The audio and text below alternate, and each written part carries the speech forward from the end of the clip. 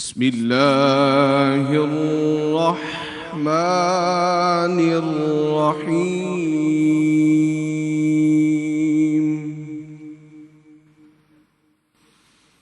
إن الله يأمركم أن تؤدوا الأمانات إلى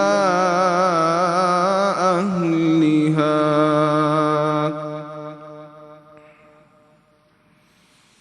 وإذا حكمتم بين الناس أن تحكموا بالعدل إن الله نعم ما يعظكم به إن الله كان سميعا بصيرا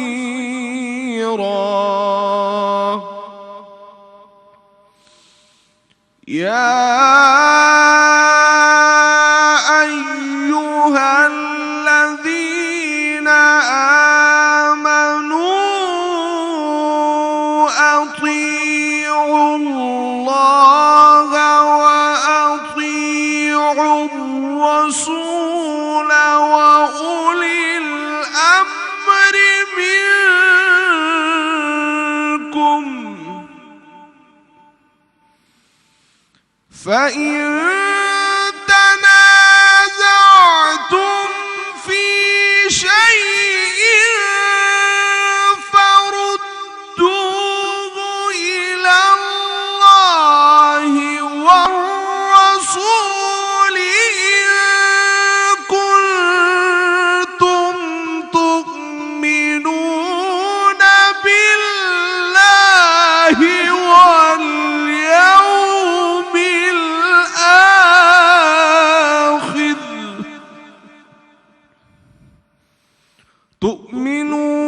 بالله واليوم الآخر ذلك خير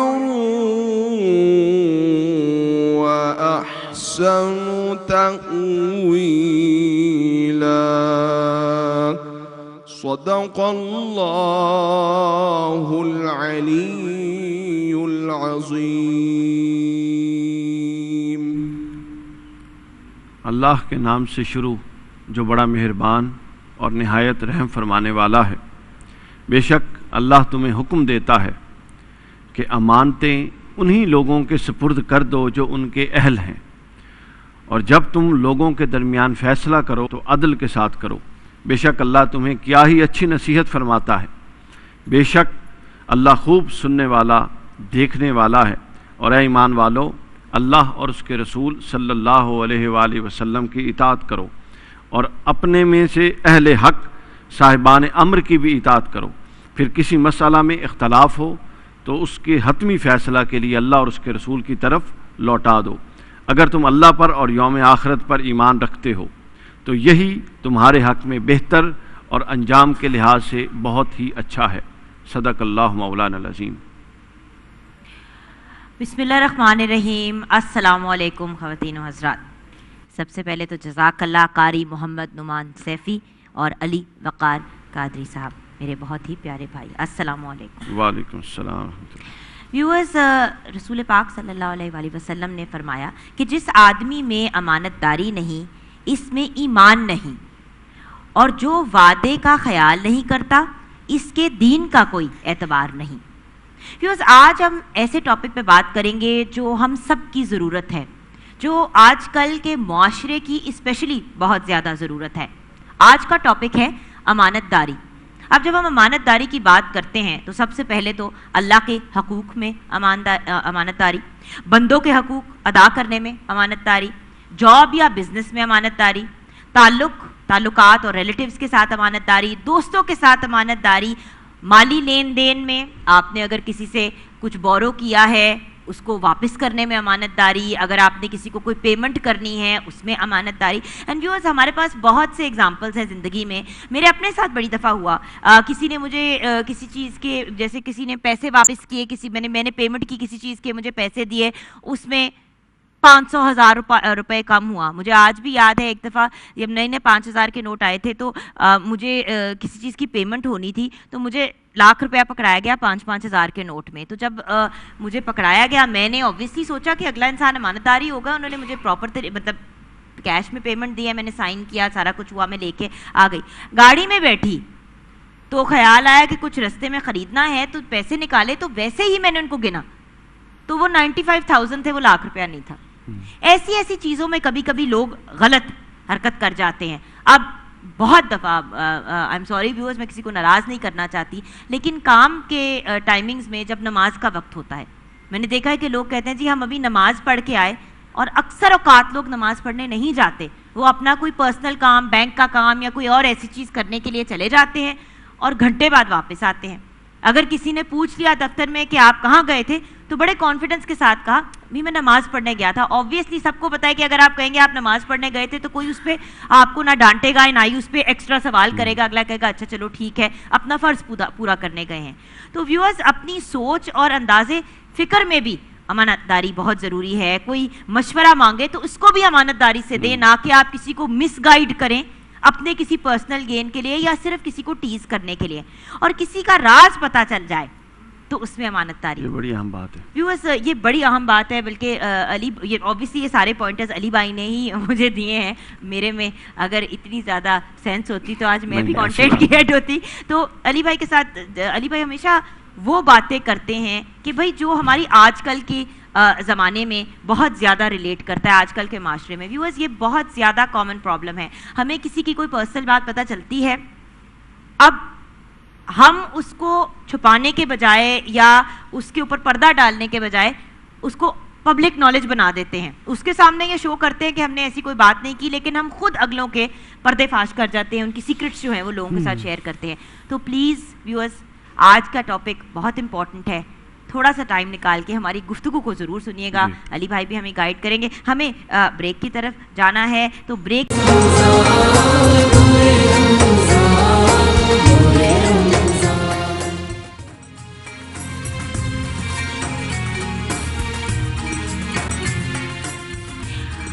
جی ہاں, welcome back from the break. Viewers آپ دیکھ رہے ہیں نور رمضان, جو آپ تک پہنچایا گیا ہے بائی النور آرچرڈ ہاؤسنگ اسکیم.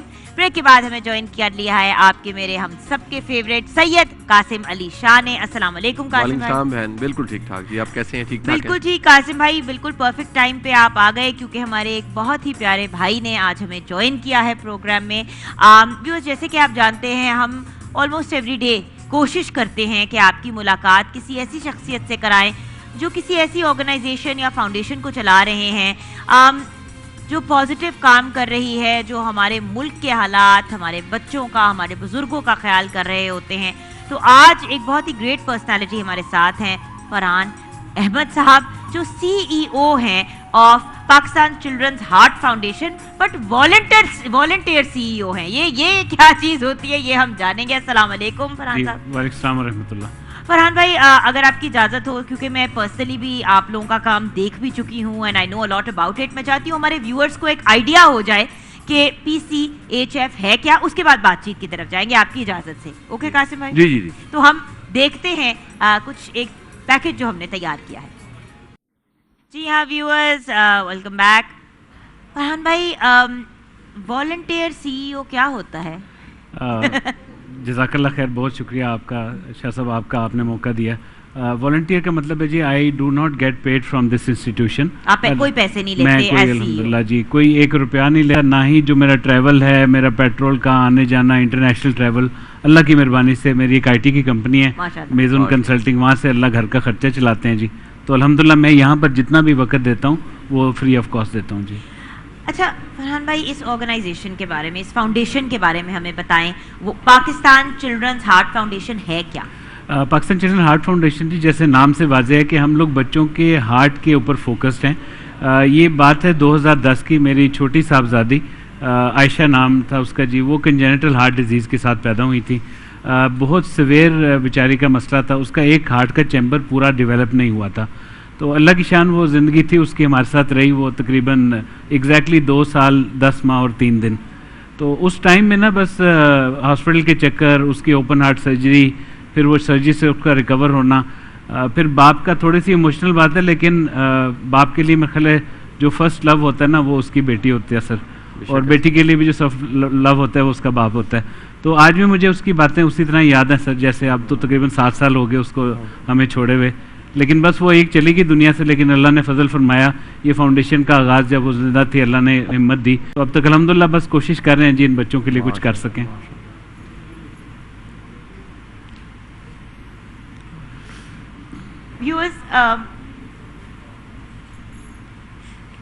کسی بھی پیرنٹ کے لیے اپنی اولاد کا جانا اتنی بڑی ٹریجڈی ہوتی ہے.